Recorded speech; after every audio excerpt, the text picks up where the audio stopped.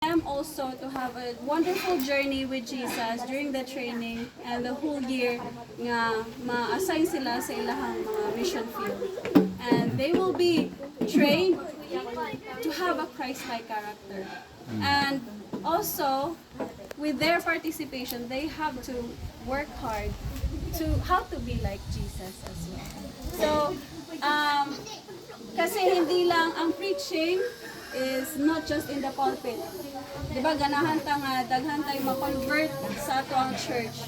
But then if we will just share the Word of God to them, and we are not embodying the character of Jesus Christ, dili na siya masyadong effective.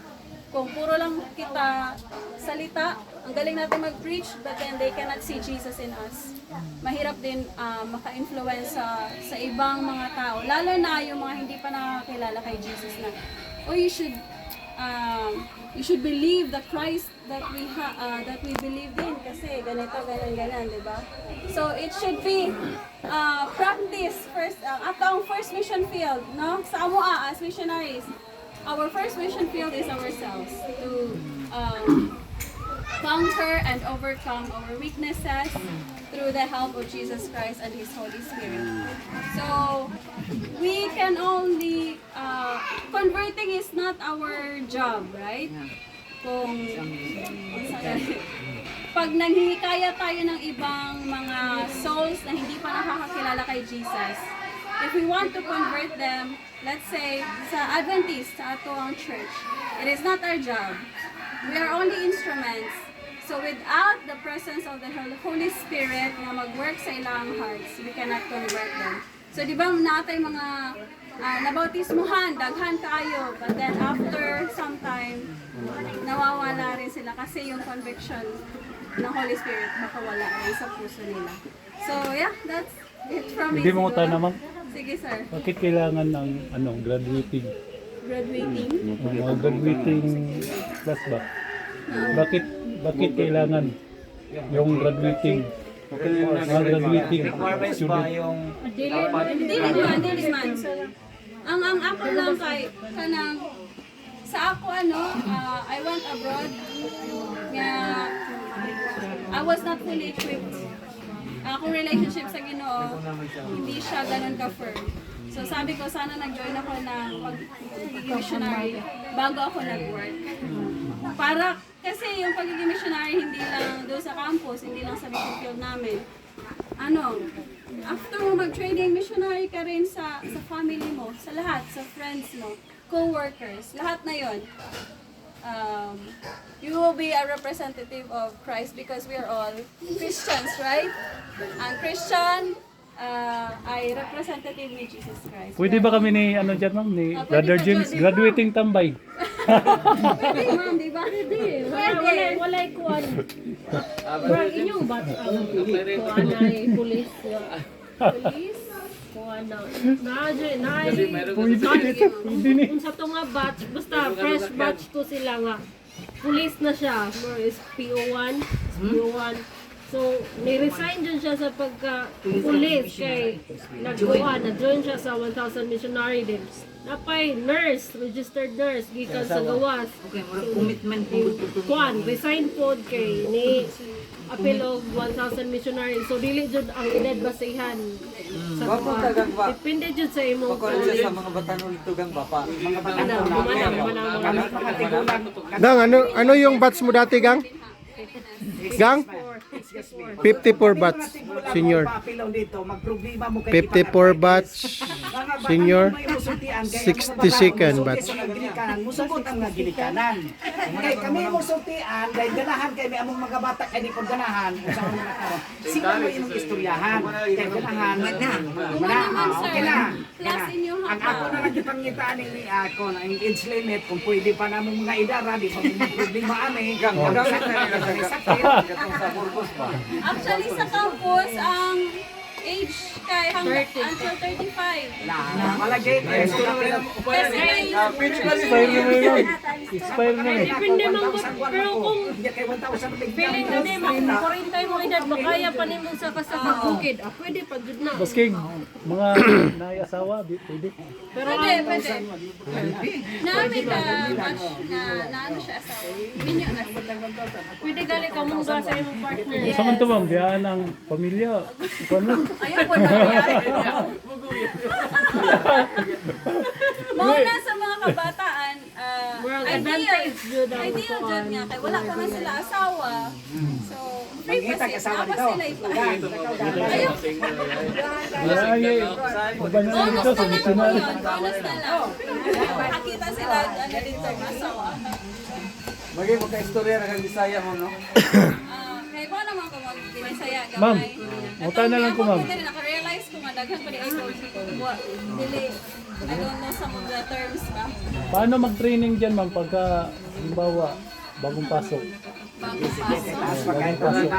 Taas mo kayo itong agenda. Paano sila i-training? Libre ba na siya, ma'am? Paano sila i-train ma'am? Ma'am, pa siya bayad? Ano? Libre na. Tanan. Physical, mental, social, spiritual. Ito tanan nga. Naman ni si Batanon Na go. sila ikon ma'am, na sila mo-report ba sila ana? Na sila i-reportan after sila mo-report ana? Ma'am, Wala. Pag na-assign na sila sa mga field na i-report. Okay, kanang kinsa may mga anak ginikanan nga nay mga anak nga ni graduate na or undergraduate or Anak tong PC. kuan kini nga graduate na sa K-12 nga what standby lang gusto nagmag-missionary una na. Kinsa man wala. Ma'am, dahil registration. 2,500. Mura na siya. Pwede rin. Dahil abot sa dito, wala na kanang zero allowance. Nana rin. Mas may allowance din. Kaya usahay mo, allow man ka makagawas. Mga essentials. Kung kay eskwela ma'am, panalitan di mapiktuhan ang eskwela. Dili pwede mag-credit na Pwede na silang Full time lang doon ang buwan. kay kuan mangoda ang kana mga missionary panalitan karon ni aramo sa Philippines na inyohang assignment. After mga 1 week, 1 month, 1 year, murag na ano sila uban gipadala ngadto sa Guam, ngadto na sa Singapore, sa pana ngadto sa Korea. Oh, kung makulipay lagi na dayon sama pananglitan lang uban to sa Korea. Nanarbaho na sila dito, kanang missionary na sila dito. Di naman sila ganahan manguli, kay magpadayon na lang sila dito. 5 years, 10 years. Ganahan lang sila dito magtuyo. Dayon, dito na lang po sila manarbaho. Sa padayon sila missionary work dito. So, inana, kung ato mga anak na to nga medyo wala na standby sila dire, gusto na to sila nga kananaan i-join na to sa 1,000 missionary, may baonan niyo si ma'am. May baonan ninyo sila kay makatabang na sila. Mangayo mo impormasyon doon ka nga to kanila kay sila naman naman sila gawork naman sila niya. Gani gipambiyaan nila ng mga trabaho, dagko nagsweldo ko ato dito sa mga verses na ana sila mga FWS.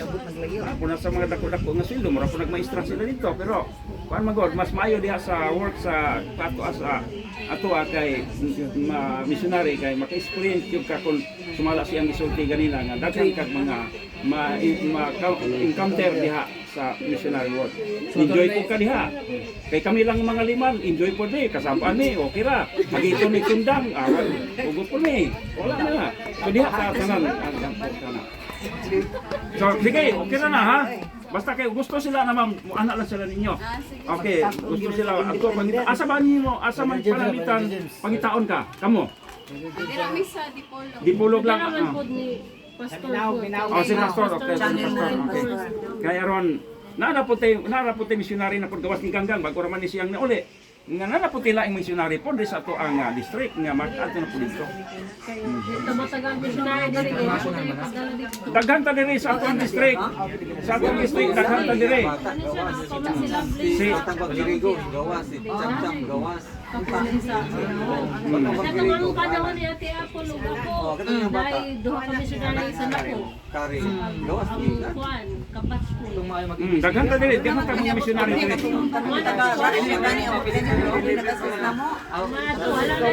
So, okay, willing mo, paano si Pastor, may bawa lang, kaya si Pastor may makuha dito, 1,000 na siya. 1,000 Lahi ba sa kuwan, ma'am? Iba yan sa itong missionary na Ang kuan kana na ang amazing facts. pili lipod katong sa Manila ba ito sa Pamas. pero nindot ang 1,000 kay ang founder ana di ba yung Korean foreigner lagi. So, mga babae, dito, ganahan sila dito, ang mga Korean, mga pikot, pag dito na lang mabilin. No, diba? Dalagang ulit tao. So, naabi nasa itong mga misyonary na to. Nasa itong mga misyonary na. Nagulan ko kuno ng mga Korean ug imo pa man. Ah, Sila na